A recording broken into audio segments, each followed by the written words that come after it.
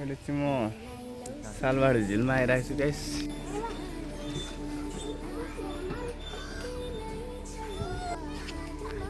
अहिले चाहिँ मेरो यहाँ असिस्टेन्ट चाहिँ म सालबारी झिलमा आइरहेको छु गाइस। यहाँ पछाडि पोखरी देखिसक्नु हुँदैछ। त्यहाँ पर पार्कमा नौका खेल्दैछ। यहाँ हाम्रो साथी पुर पनि आइरहेको छ। हेलो आइज। किनभने त्यसले सालबारी झिलमा चाहिँ हामी आइरहेको छौँ हो। अहिले चाहिँ म यताबाट कच्छा हेर्नु गइरहेको छु हो। किनभने चाहिँ यहाँ कच्छा पालिराखेको छ, त्यही भएर म चाहिँ कच्छा हेर्नु गइरहेको छु हो। टक्कै त्यो कच्छा देखाउँछु तपाईँहरूलाई चाहिँ। त्यो सानो धेरै ठुलो त होइन, सानो कच्छा पालिराखेको छ।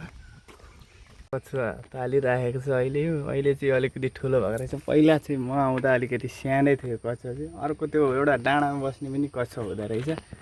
यहाँ चाहिँ सानो खालको चाहिँ यहाँ अलिकति बढै छ। उता त्यो बार गरेको ठाउँमा चाहिँ यो तारले बेरेको ठाउँमा चाहिँ कच्छा पाल्छ। यहाँ चाहिँ सानै छ। यो चाहिँ सिसाको चाहिँ सानो छ। यहाँ चाहिँ अलिकति ठुलो हुन्छ, तर यो कच्छा चाहिँ कहाँ छ मलाई थाहा छैन। तर हुनु त यतैतिर हुन्थ्यो। पहिला पनि आएको थिएँ नि त म यहाँ।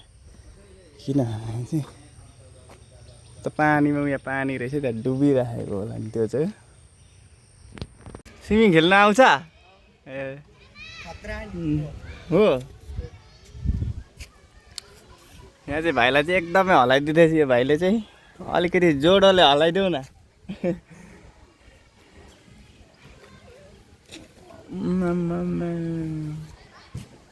भाइलाई त जन्नतमा पुगे जस्तो लाग्दैन नि यहाँ परसम्म त।